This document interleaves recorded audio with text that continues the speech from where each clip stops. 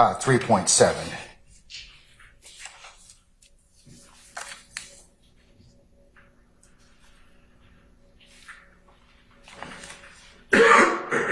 To the defense's arguments and assertion in the first grouping that has been brought to the court's attention on March the 28th and March the 29th of 2024, the court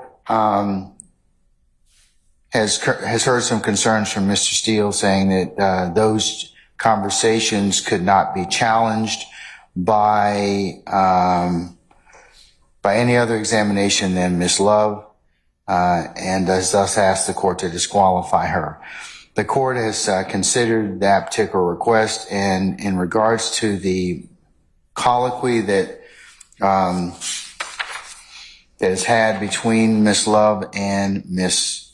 Bennett, as referenced from the transcript, in the interest of fairness and judicial economy and clarity, the court will unseal the affidavit as it pertains to the material witness warrant that the state sought to comply with to facilitate Ms. Bennett's complying with being here as a witness. I will make that available immediately. I will do two things. I will sign an order unsealing that particular affidavit. I will also block out the proprietary information as it relates to Ms. Bennett from that. But Mr. Steele and Mr. Uhelski, I will make the balance of the affidavit in its entirety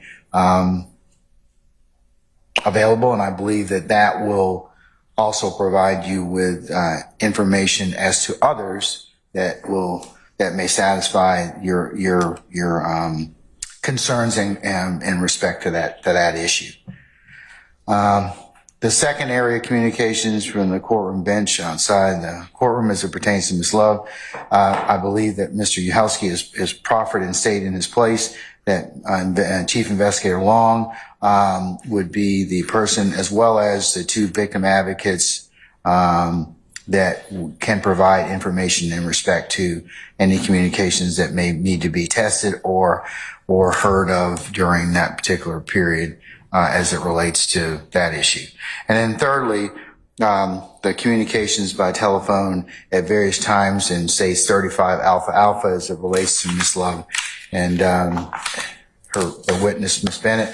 The court in reviewing those doesn't find anything that would be other than the one advocate's attempts to seek scheduling and pleasantries with the witness. And for those reasons, and applying Bonner and the other cases that the court has cited for purposes of this analysis, I'm going to deny the defense's motion to disqualify Ms. Love. I will also, though, as a caveat to all counsel, just invite you all to just be mindful of witness interviews and the importance of third parties being present for the reasons that our professional code of responsibility tells us, so we don't inadvertently make ourselves as lawyer as witness. So with that, that's the court's ruling. Mr. Uhelski, if you will prepare a suitable order for the court's consideration, send that to Mr. Steele. And if I could get that by next Friday, that would be the 12th of April. That would be fabulous.